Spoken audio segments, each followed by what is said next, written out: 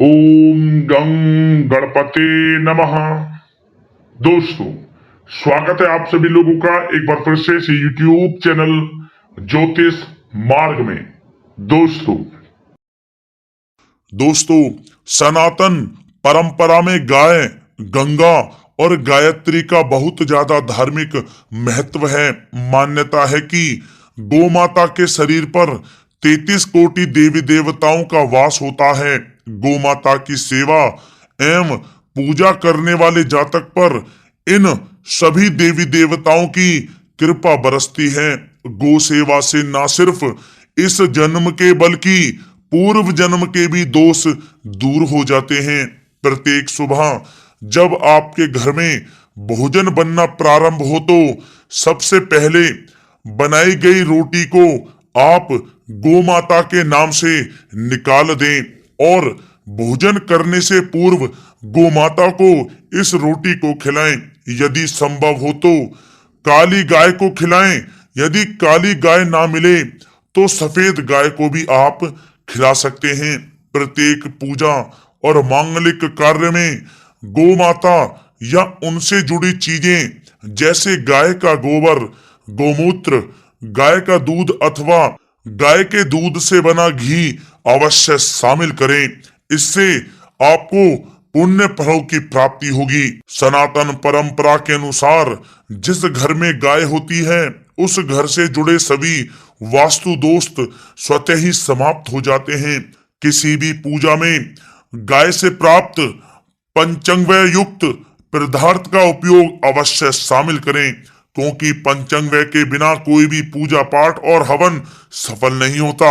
या दोस्तों, गो कृपा पाने के लिए प्रतिदिन, सप्ताह अथवा महीने में परिवार समेत एक बार गौशाला जाने का नियम जरूर बनाएं और वहां गाय को हरा चारा जरूर खिलाएं। इससे आपको शुभ फलों की प्राप्ति होगी और साथ ही साथ गौ सेवा और गौ पूजा से 9 ग्रह शांत हो जाते हैं और इनसे जुड़े दोषों का निदान हो जाता है। गर्मियों में गौ माता को पानी पिलाएं और सर्दी में गौ माता को गुड़ अवश्य खिलाएं। ध्यान रखें कि गर्मियों में गाय को गुड़ ना खिलाएं। अनेक देवी देवताओं को अपने शरीर पर धारण करने वाली गौ माता से जुड़े कई शुभ और अशुभ संकेत भी होते हैं। मसलन गाय का दूध दुहाते समय यदि गाय ठोकर मार दे और सारा दूध बिखर जाए तो अपशगुन होता है। यदि कोई यात्रा पर निकल रहा हो और गाय अपने बछड़े को दूध पिलाती सामने आ जाए तो निश्चित रूप से जिस यात्रा के लिए आप निकले हैं वह यात्रा आपके लिए अवश्य ही सफल होगी और वह काम जिसके लिए आप निकले हैं वह अवश्य ही पूर्ण होगा। यात्रा पर जाते समय बाईं ओर गाय की आवाज आना और रात्रि में गाय की हुंकार करना भी शुभ होता है। दोस्तों, साथ ही साथ गाय के साथ आप भूलकर भी ये काम ना करें, अन्यथा मिलता है घोर नरक और जीवन भर की परेशानियां। या दोस्तों, गाय को राष्ट्रीय पशु बनाए जाने और इन्हें मौलिक अधिकार दिए जाने की बात हो रही है तो सवाल उठता है कि गाय जब भारतीय संस्कृति का अहम हिस्सा है तब भी गाय के साथ लोग खराब व्यवहार कैसे कर लेते हैं। गाय दर दर भटकती रहती है, भरपेट इन्हें चारा तक लोग नहीं देते। गाय जब तक दूध देती रहती है तो उनकी सेवा होती है और जैसे ही दूध देना बंद कर देती है तो लोग इन्हें उनकी किस्मत पर छोड़ देते हैं। सड़कों पर और गलियों में भटकने के लिए ऐसे में गोवंशी जीवों को कोई डंडे से मारता है तो कोई उन पर पानी डाल देता है। कभी वाहनों से इन्हें ठोकर लग जाती है तो कभी बीमार होकर बेचारी एक गाय दम तोड़ देती है। ऐसे में जरूरत है इन बातों को जानने की कि गाय को लेकर शास्त्रों में क्या कहा गया है, गाय के साथ आपको कैसा व्यवहार करना चाहिए। या दोस्तों, गाय को कभी भी मारना पीटना नहीं चाहिए। शास्त्रों में गाय को माता का दर्जा दिया गया है। गाय को मारने पीटने वाला माता को मारने पीटने वाले के समान पाप का भागी माना जाता है। ऐसे घरों को नरक लोक में वर्षों तक कष्ट भोगना पड़ता है। अगले जन्म पशु योनि में मिलता है। कथा है कि गौतम मुनि ने गलती से गाय को डंडा मार दिया था, जिससे गाय की मृत्यु हो गई थी, और इस पाप से मुक्ति के लिए इन्हें वर्षों तक तपस्या करनी पड़ी। भगवान श्री कृष्ण जी ने बैल स्वरूप में आए वृत्तासुर का वध कर दिया था, जिससे मुक्ति के लिए भगवान श्री कृष्ण को संपूर्ण तीर्थों को एक कुंड में बुलाना पड़ा, और इस कुंड में स्नान से वह पाप मुक्त हो गए थे। या दोस्तों, साथ ही साथ जो लोग पानी पी रही गाय को भगाते हैं, वे घोर पापी के भागी बनकर नरक भोगते हैं, ऐसा पुराणों में बताया गया है। जबकि जो लोग गाय के लिए प्याऊ और चारा घरा बनवाते हैं, वह महाभाग्यवान होते हैं। ऐसे लोग घोर पाप से मुक्त होकर स्वर्ग पा जाते हैं और बड़े ही धनवान कुल में जन्म लेकर सुख भोगते हैं। और साथ ही साथ आराम कर रही गाय को कष्ट देकर कभी भी उठाना नहीं चाहिए। कहते हैं कि जिस स्थान पर गाय बैठी है, वहां से नकारात्मक ऊर्जा समाप्त हो जाती है। गाय के बैठने की जगह को जो लोग नियमित साफ रखते हैं, वे पूर्व जन्म में किए गए जाने अनजाने में पापों से मुक्ति हो जाते हैं और गोलोक में स्थान पाते हैं। गाय को डंडा मारकर उठाना, पानी डालकर उठाने से मनुष्य पाप का भागी बनता है और अगले जन्म में उसे दर दर भटकना पड़ता है। और साथ ही साथ शास्त्रों में बताया गया है कि गाय का दूध उसके बछड़े के लिए होता है। गाय के बछड़े से बचा हुआ दूध ही मनुष्य को लेना चाहिए, लेकिन कुछ लोग एक बार गाय को दूह लेने के बाद फिर से बछड़े के लिए बचा हुआ दूध भी दूह लेते हैं। ऐसा करना घोर पाप कहा जाता है। ऐसे दूध को दुहाने वाला और ग्रहण करने वाला दोनों ही पाप के भागी बन जाते हैं। दोस्तों, साथ ही साथ शास्त्रों में कहा गया है कि गोवंश यानी गाय और बैल के पीठ पर नहीं बैठना चाहिए। इनके पीठ पर बैठने से महापाप लगता है। ऐसे लोगों को नरक की यातना भोगनी पड़ती है। एकमात्र महादेव के अंश के उत्पन्न नंदी ही गोवंशी हैं, जिस पर स्वयं महादेव और महादेवी सवारी करती हैं, क्योंकि नंदी ने स्वयं अपनी इच्छा से महादेव की सवारी बनना स्वीकार किया था। और साथ ही साथ शास्त्रों में गाय के दान को बहुत ही महत्व दिया गया है, लेकिन ऐसी गाय का दान कभी नहीं करना चाहिए जो बूढ़ी और बीमार हो।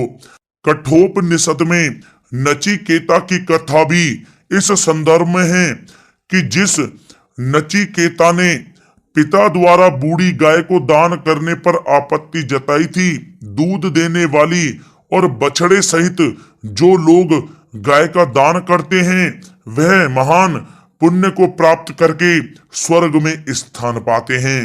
दोस्तों, साथ ही साथ सूर्य, चंद्र, मंगल या शुक्र की युति राहु से हो तो पितृ दोष होता है। यह भी मान्यता है कि सूर्य का संबंध पिता से एवं मंगल का संबंध रक्त से होने के कारण सूर्य यदि शनि, राहु या केतु के साथ स्थित हो या दृष्टि संबंधी हो तथा मंगल की युति राहु या केतु से हो तो पितृ दोष होता है। इस दोष से जीवन संघर्ष में बन जाता है। यदि पितृ दोष हो तो गाय को प्रतिदिन या किसी भी एकादशी को या किसी पूर्णिमा के दिन या अमावस्या को रोटी, गुड़, चारा आदि खिलाने से पितृ दोष समाप्त हो जाता है। साथ ही साथ देसी गाय की पीठ पर जो ककुद कुबड़ होता है वह बृहस्पति गुरु हैं। अतः जन्म पत्री में यदि बृहस्पति अपनी नीच राशि मकर में हो या अशुभ स्थिति में हो तो देसी गाय के इस बृहस्पति भाग एवं शिवलिंग रूपी कुबड़ के दर्शन करने चाहिए।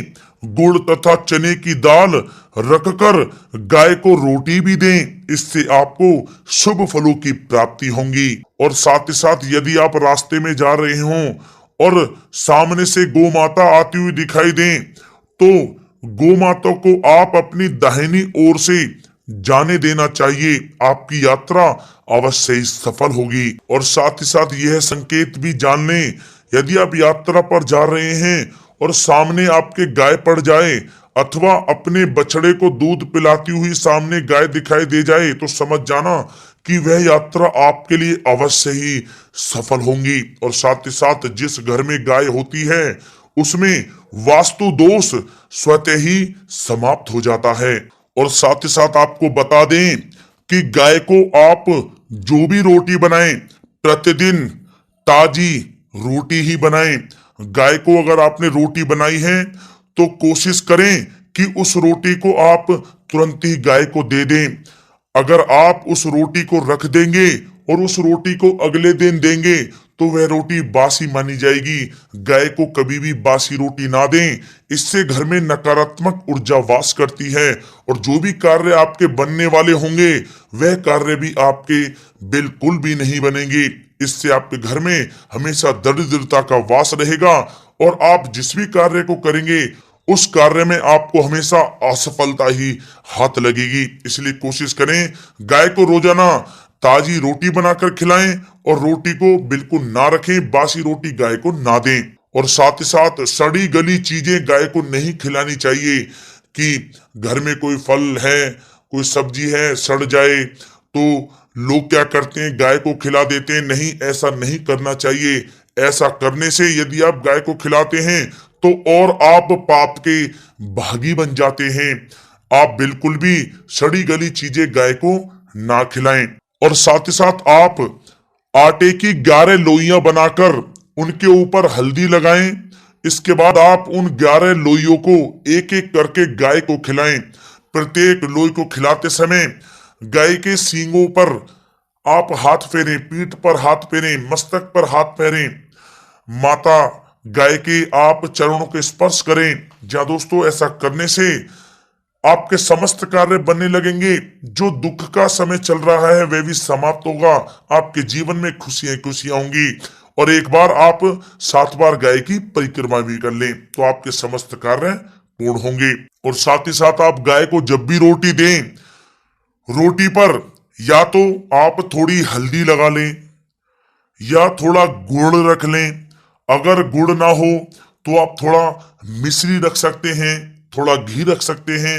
या दोस्तों गाय को कभी भी सूखी रोटी ना खिलाएं। सूखी का मतलब गाय की जो रोटी रखें खिलाएं उस पर कुछ ना कुछ रख कर खिलाएं।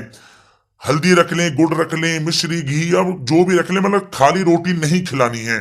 ध्यान इस बात का रखें, जब ही आपको शुभ फलों की प्राप्ति होगी। जी हाँ दोस्तों, ये थे गाय से जुड़े कुछ महत्वपूर्ण उपाय, कुछ बातें जिन्हें आपको ध्यान में जरूर रखना चाहिए। या दोस्तों वीडियो अच्छी लगी हो तो वीडियो को लाइक करें, ज्यादा से ज्यादा अपने दोस्तों में शेयर करें, चैनल पर नए तो सब्सक्राइब करें। जय गौ माता।